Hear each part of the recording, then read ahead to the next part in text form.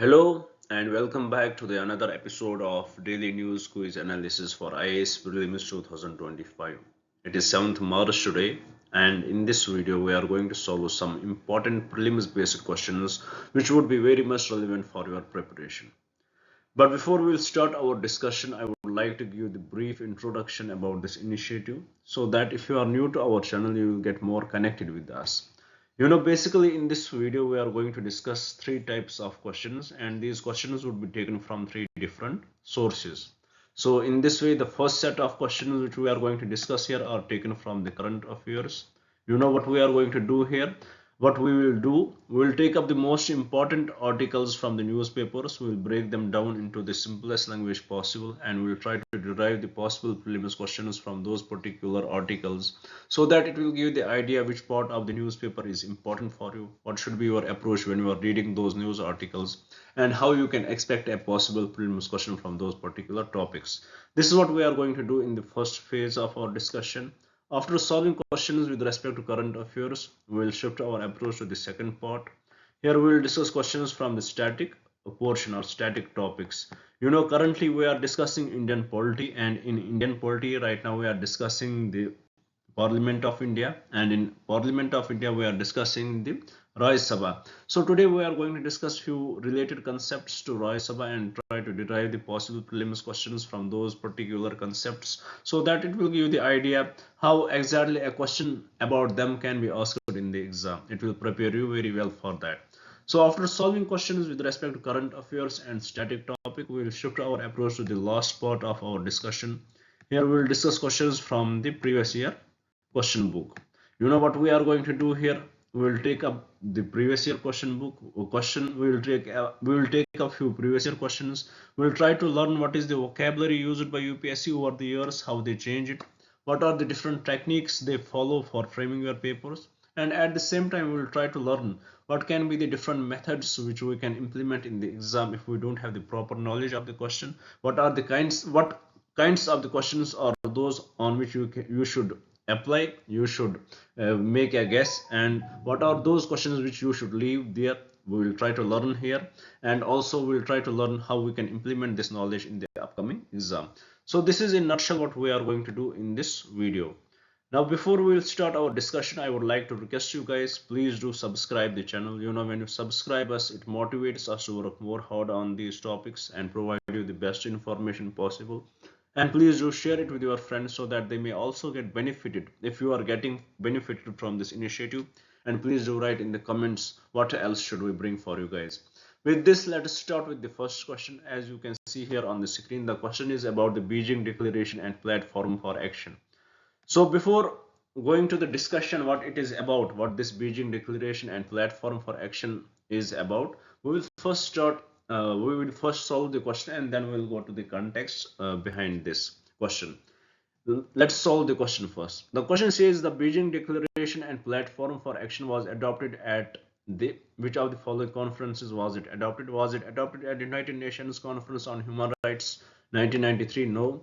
Was it adopted at World Summit for Social Development 1995? No. Was it adopted at United Nations Conference on Sustainable Development? No. It was definitely adopted at Fourth World Conference on Women 1995.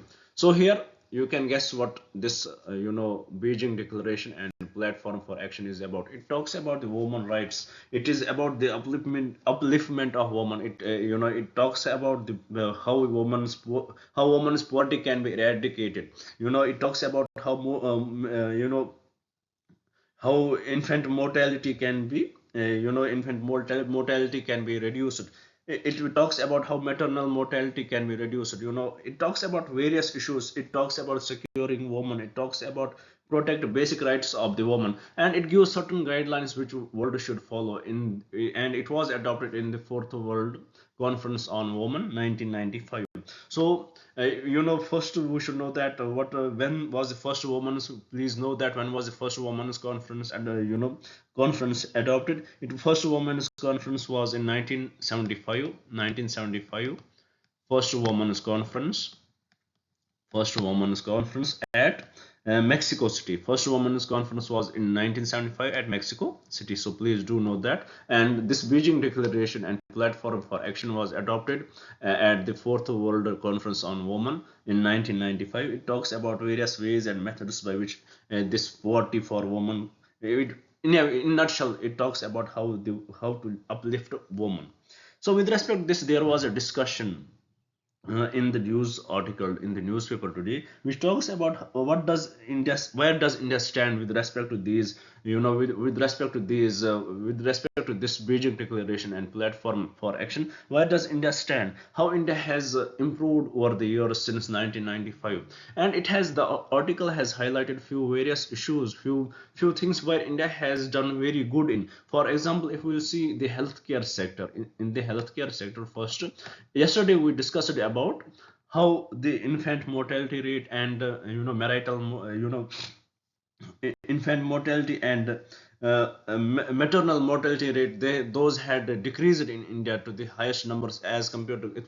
We saw that with respect to the global average, we had done very well with respect to the maternal mortality rate and and infant mortality rate. We had done very great in that. And also if we look at, and we had brought various schemes in in uplifting women with respect to that. We had brought in yesterday's discussion also, we discussed how we had brought woman budgeting, gender budgeting to be more precise. So how we are uplifting women with respect to health sector, or whether with respect to it would be education. And also if we will see in the education sector how good we have done, we have brought various schemes like Beti Padhao Beti Bacha. Similarly in the financial sector, also in the financial sector, if we will see, we have done various schemes through which we are trying our best to uplift women. For example, we had brought Manrega. We had seen how much it has been beneficial for the woman. We had brought self-help groups, and and also through the NABARD, how they are providing loans to self-help groups. So we had done very great with in few sectors we had done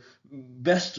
But if we look at the other sectors, for example women security, that is where we lack. So here the author's article says that these are the few things where we have to improve. For example, women security, the patriarchal mindset of our country, where we have to overcome through this patriarchal mindset of our country. And we have to look at other issues also, especially women security, the domestic violence woman faces, the molestation cases woman faces when they go outside their homes. So these are few issues which where we are lacking. Otherwise we had done very pretty well with respect to the Beijing Declaration and Platform for Action. So here, this is in a nutshell why we are discussing this, why we had brought this question. So what becomes important for us here is about this Beijing Declaration and Platform for Action.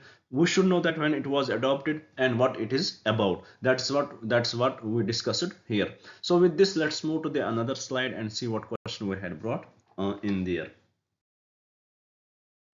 Here the question is with respect to the, consider the following states with respect to Indian states sharing border with Nepal. You know why I often don't like to repeat the questions, but especially when it comes to the questions with respect to states bordering other countries, these are those questions which are very much confusing, and it is very hard to remember them. I had been the aspirant myself, and I know how much hard it gets to remember these questions. What are the countries, especially our bordering countries, Bhutan, Nepal, Myanmar. It becomes typically hard for us to remember what are the states which are bordering them. So whenever any discussion over these countries are, so I try my best to bring these questions back and give you the idea, make you memorize these states which are bordering these countries. That's why we often repeat questions with respect to the bordering states. We often repeat these questions. Now here, as you can see, the question is basically talking about what are the states, what are the Indian states which share border with Nepal. So here the question says, consider the following states. First, Uttarakhand, does it share border with Nepal? 100% correct. It shares border with Nepal. Then second is Bihar. Does it share? 100% correct. Nothing wrong with it. Third, Sikkim. Does it share? 100% correct. It shares border with Nepal. Fourth, West Bengal. Does it share? 100% correct. It shares border with Nepal. Fifth, Assam. Does it share border with Nepal? No, it does not share border with Nepal. But Uttar Pradesh share UP shares border with Nepal. So these are the states which share border with Nepal. So please remember them. A question about it can be asked in the exam, as Nepal is in the news. Earlier it was news because of the elections in Nepal. KP Oli became the prime minister there.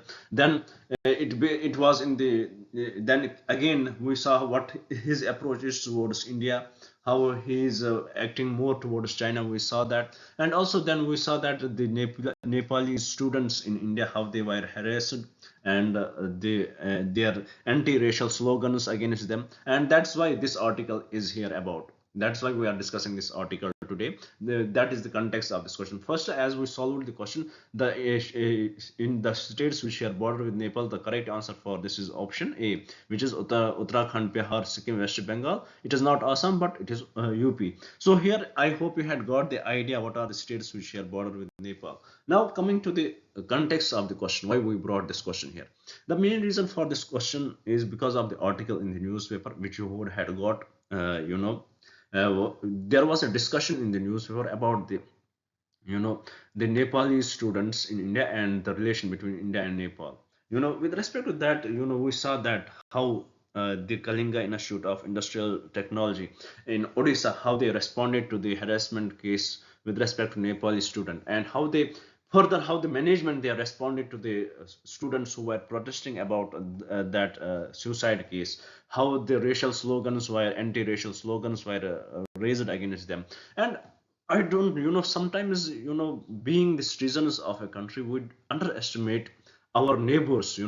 We feel that, a country of the caliber of Nepal, we feel that their economy is not that much as good as ours. We feel that we being the citizens, we feel that we are so much superior to them, we can do anything with them. But at the same time, we neglect the geopolitical situation of the world. About Nepal, there is one peculiar thing. It is sandwiched between India and China. And in no way in this world we can, in this world we can never stand a chance. We should never think of losing Nepal to China. If we believe that if we lose Nepal to China, if Nepal goes with the respect to Chinese, with respect to China, if Nepal goes towards the China, it would be very much harmful for India. We cannot afford to lose Nepal. That is what we have to understand. This geopolitical education is very much important, which common people are lacking, and the same was done with respect to Maldives. If we saw last year how the situation in Maldives was handled by the Indian locals, how the anti-Maldives slogans were there, how boycott Maldives action was there, were there, there were tweets against Maldives, and we don't understand this geopolitical situation. Even though these countries are smaller than ours, but we cannot afford to lose them. They are very much important for us. They are at the geostrategical locations. We need them as much they need us. So that's what people have to understand. Even though Nepal, it seemed very much, it is not as economically developed as us, but it is very much important for us. We cannot afford to lose it.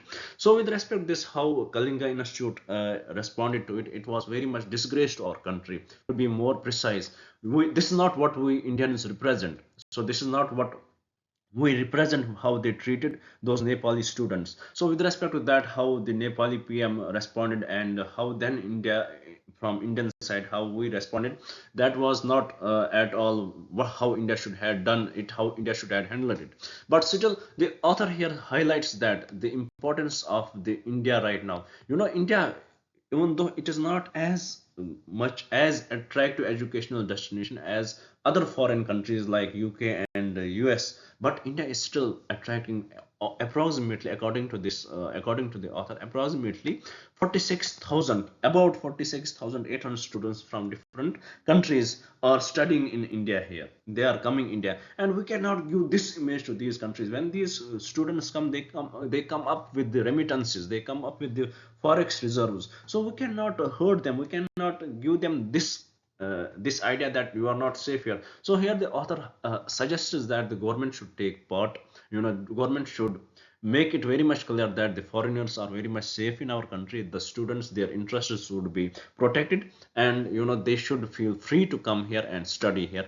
This is what the core of the article is about, and why we brought the question, because Nepal was the core of the discussion, and we need to know what are the states, especially with respect to Nepal, with respect to Bhutan, with respect to Myanmar, with respect to China. These are the countries, which are hard to remember their their neighboring states, but we need to know that. So please do make up these things. So with this, I hope you had understood the question as well as the context of the question. Now let's move to the another slide and let's see what question we had brought there. Here, as you can see, the question is about the Bangas Valley. Why it is in news, that we will go after we solve the question, that we will see why it is in news. First statement is it is a high altitude meadow located in the Union Territory of Ladakh. No, it is not located in the Union Territory of Ladakh, but Jammu and Kashmir, especially the northern part of Kashmir, in the Kupwara district near LOC, very much near to LOC. So first statement is incorrect. Second statement, the valley is known for its unique biodiversity and is proposed UNESCO World Heritage Site. Even though it is known for its unique biodiversity, but it is not proposed UNESCO World Heritage Site. So this is also incorrect statement. Third statement, the region has recently been promoted for ecotourism initiatives by the government of Jammu and Kashmir. 100% correct. So with respect to this question, the correct statement is statement 3. And this third statement is exactly the reason why we brought this question here, that the Jammu and Kashmir government is to promote it for ecotourism. There is overcrowdedness in other regions like in Gulmarg and other Pahalgam regions of the Jammu and Kashmir. So government, as we know that Jammu and Kashmir, especially the Kashmir Valley, it is very beautiful and every part of it is worthy of tourism. So there is a place called Bangas Valley, which is in the northern Kashmir in Kupwara district. So there it is very beautiful and it can attract lots of people there, and that's why the government is promoting, Jammu and Kashmir is promoting it for ecotourism. So that is the reason why we brought this question here. Please know about the Bangas Valley, and I hope through this question you had got the basic idea about it. Now let's move to the another slide and see what question we had brought there.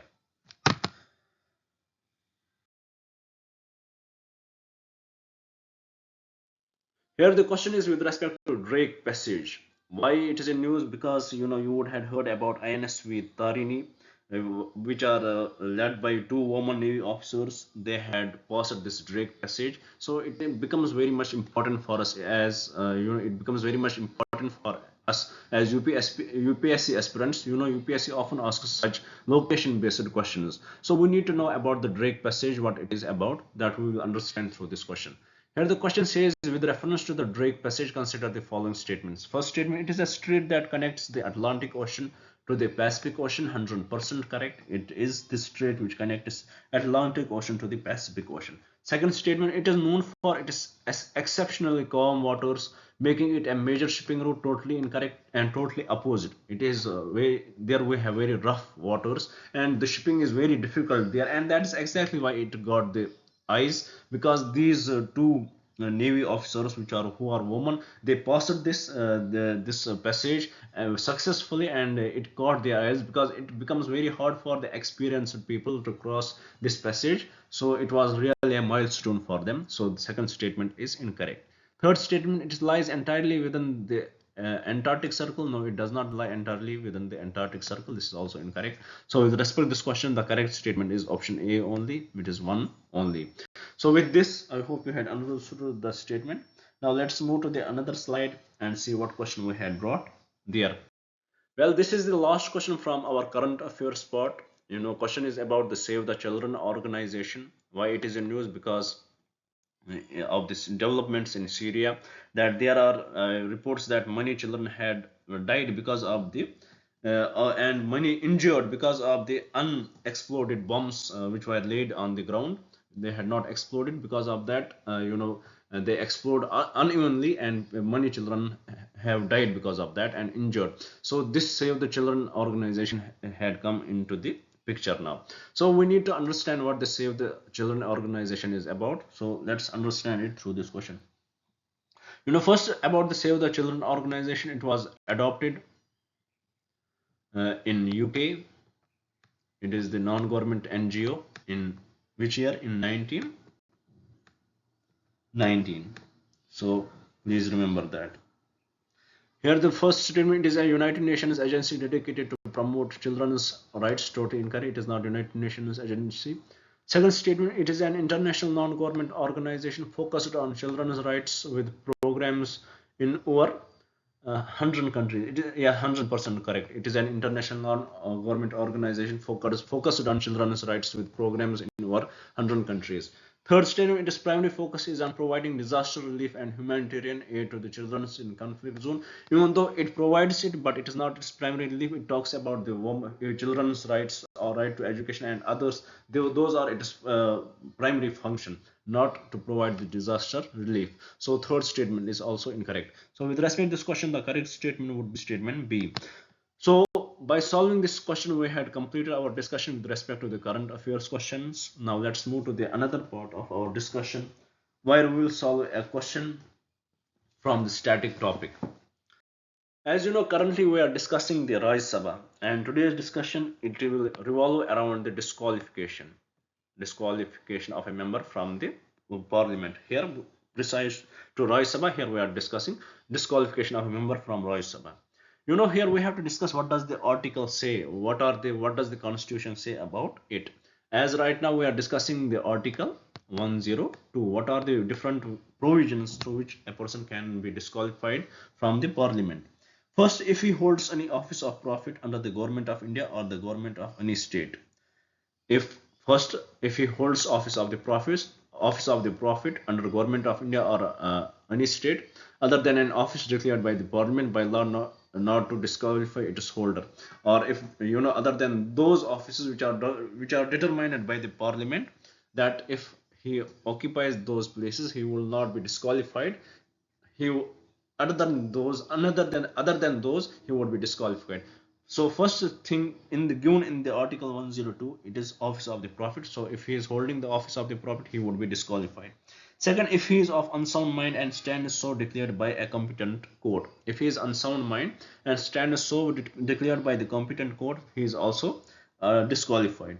Third, if he is an undischarged insolvent, if he is an undischarged insolvent, for example, that is if he owes money to anyone and is unable to pay, and the court did not discharge him of the obligations to repay, as he could not convince the court of the genuineness of the incapacity to repay. So if he is undischarged insolvent, if he owes anybody money and he is unable to pay, then what, he is not eligible to be the member, he gets disqualified.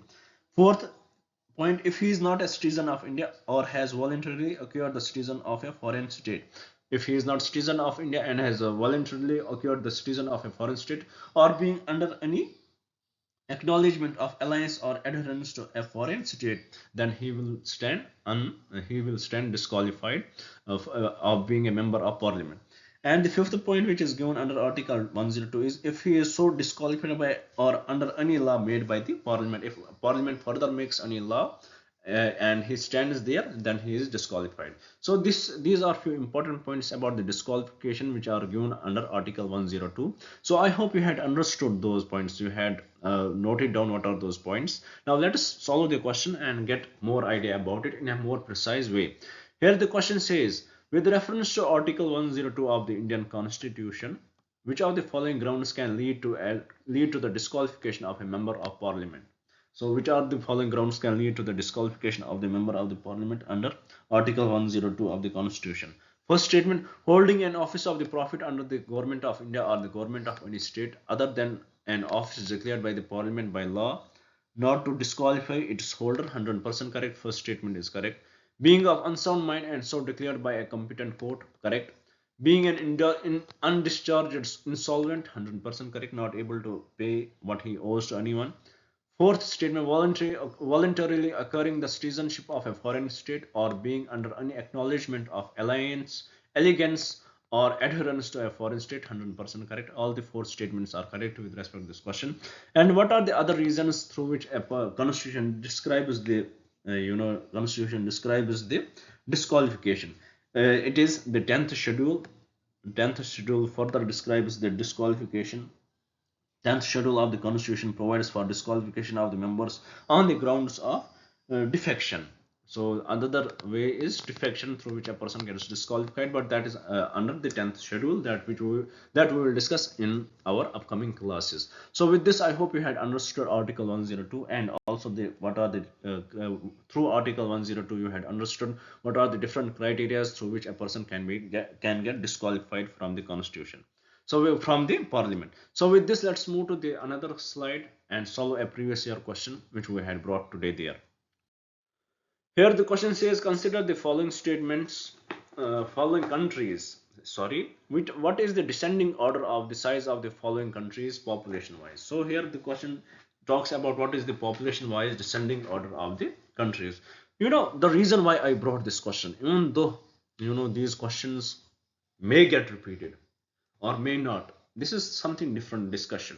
But why I brought this question here, you should look at how deep, what is the depth of UPSC, where they go, to what level they go, you know to what are the points you need to know. You have to go through the countries. Through this question it tells you, go through the countries which India is in relation with, what are those countries which are in news, what is their population.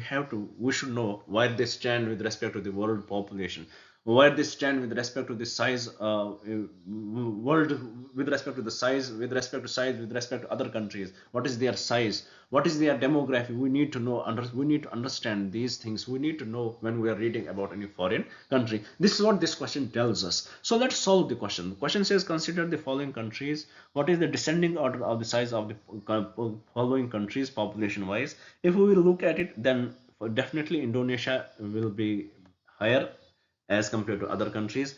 After Indonesia, it would be definitely Brazil would be at second position.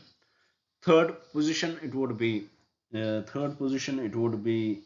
Russia, and then it would be Japan. So definitely the correct descending order would be, first it would be Indonesia, then Brazil, then Russia, and then Japan. This would be the correct descending order of the countries with respect to their population size. So with this, I hope you had understood today's discussion. I hope you had understood every concept which we discussed here. If there is any confusion, please do write in the comments. We are here to help you. We are here to provide you the best information possible. We are here for you guys. Please do write in the comments. We'll definitely try our best to reach out to you guys. And also please do subscribe the channel and share it with your friends so that they may also get benefited from this initiative. And please do subscribe it. And thank you very much for staying with us. Thank you very much and have a nice day.